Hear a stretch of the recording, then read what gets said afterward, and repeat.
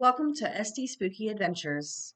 This video today will be on Pioneer Park here in San Diego, California, once known as Calvary Cemetery. We hope you enjoy.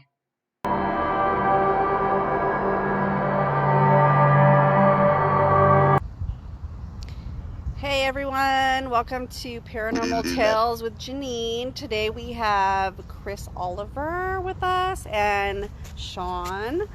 These are my most favorite people to investigate with. Whenever we're all together, it's very, very active and the spirits come out and we just get great evidence. So hopefully while you guys are along for the trip with us tonight, you'll get to see some cool stuff. We have the obelisk going in the background, so we'll be getting some communication that direction, but also Sean and I both do mediumship, and Chris sometimes gets some mediumship stuff as well. And then Mr. Quiet boy over here on his phone. Hello. John's with us tonight too, and he's actually a budding medium that's building his gifts as we go. So tonight we brought you to one of our favorite places, Pioneer Park here in San Diego, formerly known as Calvary Cemetery. There are over 4,400 people buried here. And yes, you did hear that right, buried here, even though it is now currently a city park right next door to an elementary school, which is just behind me here. All the bodies are still in the ground. As far as records show, only one body was exhumed before they turned it into a park. It has a history that is shocking. You know, the cemetery changed hands a couple of times. There was a fire that destroyed some of the records that showed who was buried here. So they're not 100% sure to the exact number of people that are buried, but they have a good idea. And when they did pull down the headstones, the plan was that they were going to take them to the new cemetery, Mount Hope Cemetery, and store them. Well, that didn't happen.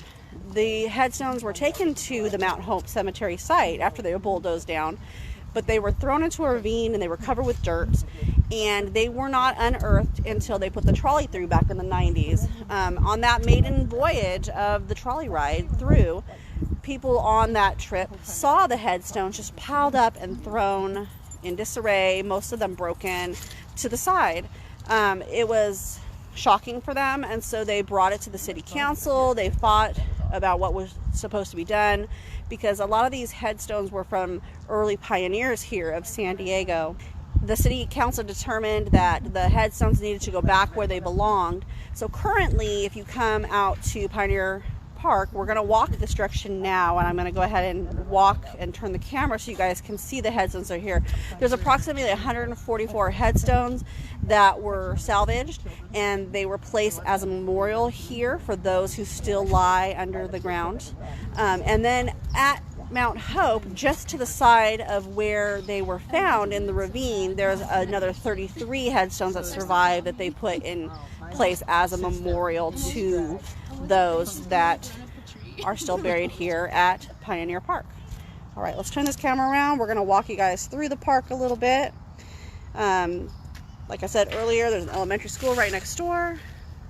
Playground for the kids. We got a lady walking a cat on a leash over here, and everybody's walking their dogs. Lots of activity already.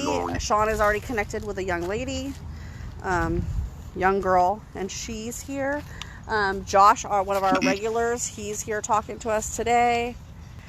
Okay, we're gonna walk y'all this way. We'll see if we can hear anything on Chris's obelisk as we make our way down to where the headstones are. It's a beautiful park. Very, very active. If you do come to San Diego and you do want to have a paranormal experience, this is one of the locations that I would recommend to you. I have never been here where I haven't had an experience. Lots of shadow figures, full body apparitions. They have the white lady that some have seen, white flowing dress. She floats actually above the tree line along the street. This shed here, there's a little girl that plays over here, her spirit. We watched her pick up leaves and throw them in the air. All right, now that we've given you a little bit of history on the area and a little bit of a view of how the area is set up, let's go ahead and talk about my very first paranormal experience here at this cemetery. My very first experience here, Chris and I came down and I couldn't move. I got stuck. It was like my feet were in cement. Something would not let me move any closer to the gravestones. There was one in particular that I felt he just did not want me near him. We came out later with another psychic and found that he felt that I resembled his mom, and he didn't have a good relationship with her, so he did not want me near him. Once we cleared it up with him, I was able to approach his headstone. I'm going to show you him here in a minute. So these ones here, the white ones in the ground, these are mostly military, people that were in the military. And then the early pioneers of San Diego as well.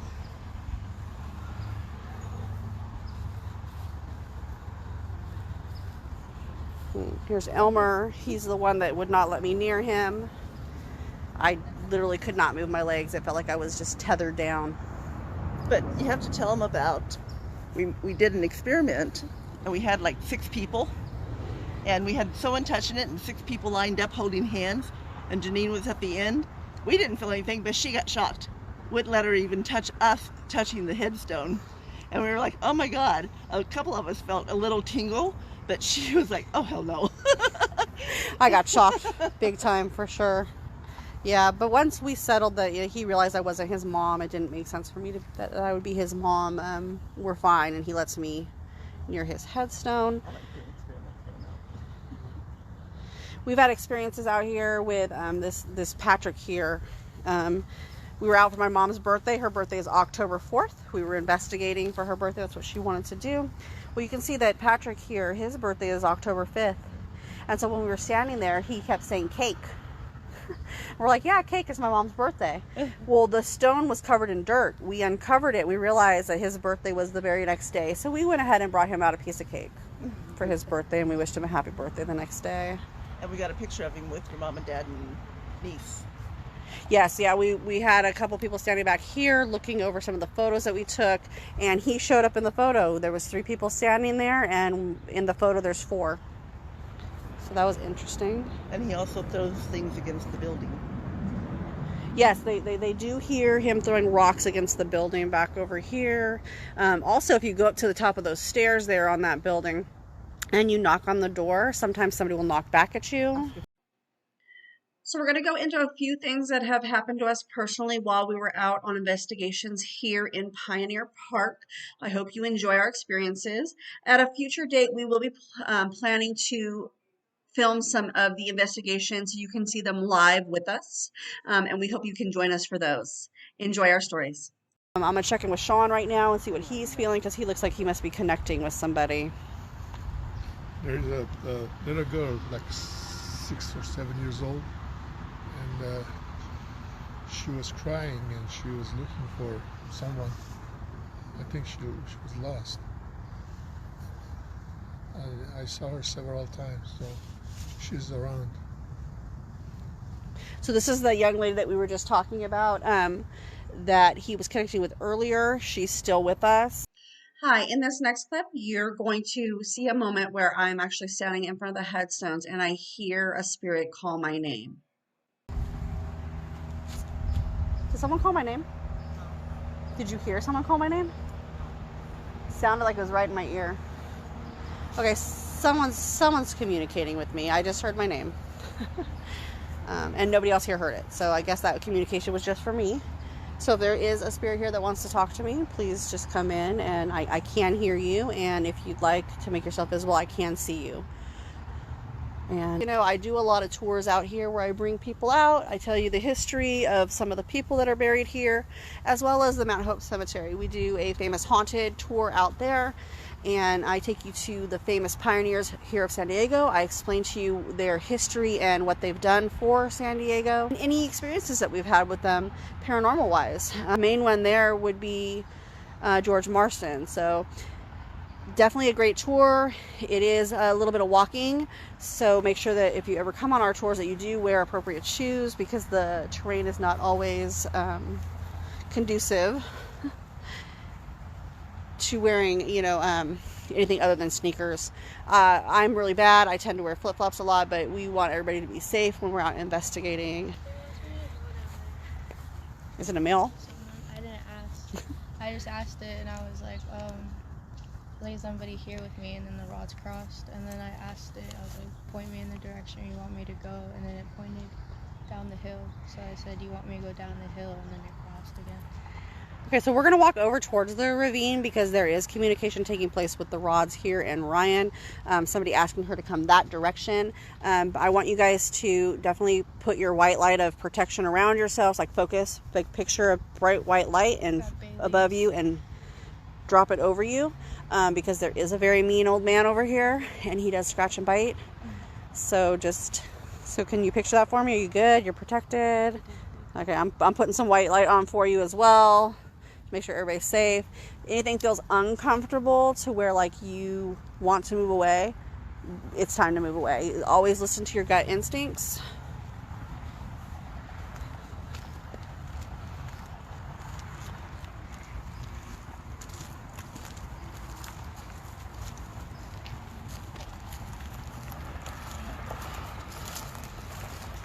So this is a ravine that I was telling you guys about, that we were on investigation out here. Somebody kept calling me down there. We decided to go ahead and go into the ravine.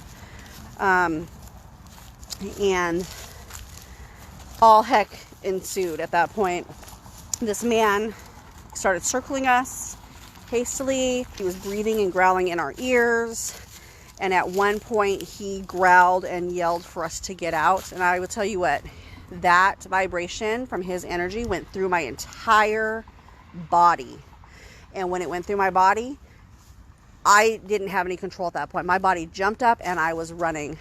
Mind you, I had back surgery 2 weeks before this date, and I had to gingerly get myself down the steps. It took seconds for me to get back up the steps, pushing another female up the steps the entire way, because when a negative energy makes itself known, you feel it. And you feel it in every fiber of your being. And my body just had the flight reaction and fled. I'm gonna go down. Please be careful. I'll be careful. Okay, please be careful.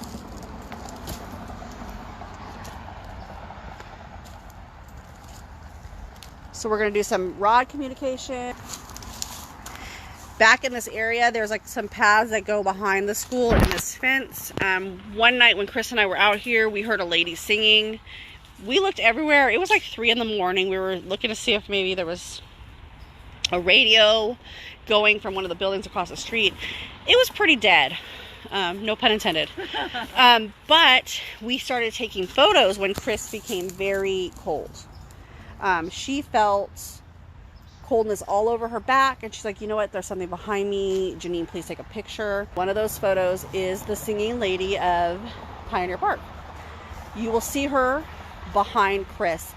She never fully formed into an apparition, but you can see the orbs forming into the shape of a body. There's a head, a body, 2 arms, and 2 legs. And in one of her legs, you can see that her hand is holding the hand of a small child. That small child did form fully. So it is best to view these photos on your computer. It's a little too small on a phone for you to see it clearly. But if you are viewing it from a computer, you can clearly see the shape of a body forming of the woman that was singing in that back area that night. You know, usually if you come out with our group, some people will be running the other direction when something happens. You watch us running towards it. That's the kind of crazy lifestyle that we live. But I wouldn't have it any other way. And you know what? I know that I'm safe with this group of people. They've always got, or we always have each other protected. Ghost hunting tip, 233. We're going to name it 233. When you are out in places like this and you're ghost hunting and you're under these lovely eucalyptus trees, when you hear the crackling and crunching, it's best to move, because I have actually had several experiences here at this exact park where I have heard the crackling and crunching of these trees. An owl has blown in and made some weird noise. I followed the owl and a branch has fallen. These trees have a lot of oil in them. Had I stayed where I was and the branch had come down, I surely would have been dead, if not injured severely. And then she'd be haunting everybody. Yes, I will be back to haunt you all when I pass. All right, we're going to take you guys up to the wampum tree, and I'm going to let Sean take over at that point and tell our story. Well, the wampum tree doesn't like me anyway, but that night a portal opened, and I'm going to let Sean explain our experiences there, because it was quite intense, and both of us left with battle wounds that evening. Chris has a photo of that, John, the horseman. Yes. Oh, which tree were you guys at when you took that picture? We were sitting on the bench. So it was this tree here? No, by the fence. So we'll post another photo. Our mediums were sensing a male in a cowboy hat. They said he had a horse with him. His name was John. They started taking photos. This photo is unbelievable. The man is wearing a hat, and if you look to the side of him, it does look like a horse's head. But I'll let you guys be the judge, and we'll have you guys look over that photo. So I'm going to show you guys the memorial real fast while we make our way to the wampum tree.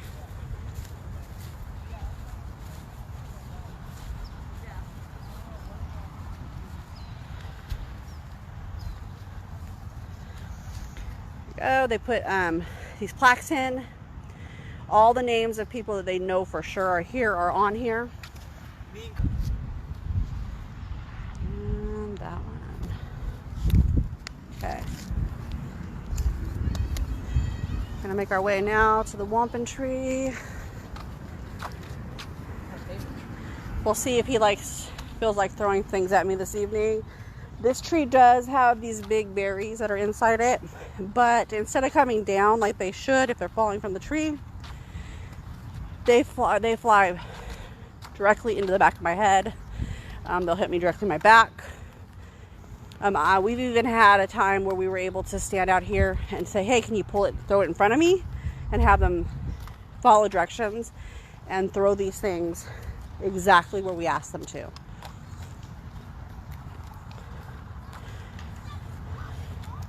And I'm glad that it doesn't get dark very early right now, because typically when we're out at this time of night, it would already be kind of dark and you guys wouldn't be able to see as much. But daytime is better, so you guys can get a feel of it. So this is the wampum tree. It's a huge tree. It has like the big roots coming out of the ground. It's truly beautiful and amazing. But the spirit that's connected to it does not like me, so I'm going to try to stand here as long as I can. But once it starts pelting me with things, it hits me pretty hard. Sometimes it scratches. And we're going to have Sean now go ahead and tell you the story of the portal. Okay, we were standing here in this spot, and it was dark, total dark. And I saw that, on that darkness was a like 5-6 feet spot, like a smoke, and inside that darkness was another spot, darker. You could see that, and I think it was a portal. It takes about 5 to 10 seconds, just disappear. I don't know if you guys can hear that, but it is actually actively dropping things now that we're under the tree. At this moment when Sean was seeing the space right where that trunk is there, and the entity that was inside it was even darker than the dark portal, we started feeling like we were in a tornado, like the wind was swirling around us. Both of us were having trouble staying on our feet. And at one point, I started getting scratches on my arm, and they were burning like they were on fire. And you were scratched where? On my leg, right leg. And he was scratched on his right leg. So we were able to physically see the scratches that evening. My skin looked like it was raised up, like something had really gotten a hold of me. But by the next morning, it didn't look like a scratch anymore. The marks actually looked like burns, because it's quite interesting that it was like a line that was raised up the night before, but the next day it looked like somebody literally took a hot poker to my arm, and it was like a burn mark instead of a scratch. We definitely always recommend that you bring protection with you and that you do a prayer or whatever is comfortable for you. Protect yourself, whether it's carrying a medallion or a special like trinket or crystals, or like a mixture of herbs. Do you have a specific mixture that you like to use for protection, or stones, or anything that you would recommend Crystal. that you carry with you? No, Oh, yeah, so he'll carry crystals with him, and I'll try to find that video and repost it for you guys so you can watch the video. You can actually see orbs swirling around in the area that we were in, and you could see that we were having trouble staying on our feet. Like I couldn't even hold the camera steady. As soon as she started throwing the scrabbly juice out, you start to see the orbs just dissipate, and she closed up that portal that Sean saw opening, and that creature was contained within inside of it, and we were able to move away from the tree. It was super intense. Even Andy, who was watching, could see that there was something moving around us. It was, yeah, definitely one of the most intense investigations that we've had live. So I will try to hunt that down for you guys so you can watch that. Amazing experience. I will say that I was a little nervous in the moment because I've never had something that intense surround me. But like I said, I always know I'm safe when I'm on the locations with these investigators that I'm with, because they're all very well trained in what they do and very seasoned investigators. So we know when to get out, when it's okay to stay, and how to protect ourselves. So that's the end of our first video on Pioneer Park here in San Diego. Please do bear with us as I'm learning how to edit our videos for you all, and I'm hoping to bring you even better content in the near future. If you haven't already, please like the video and subscribe to our page. And if you feel inclined, please do hit that bell so that you don't miss any of our upcoming videos. Thank you from all of us at SD Spooky Adventures, and we hope to see you all again real soon. Have a good night.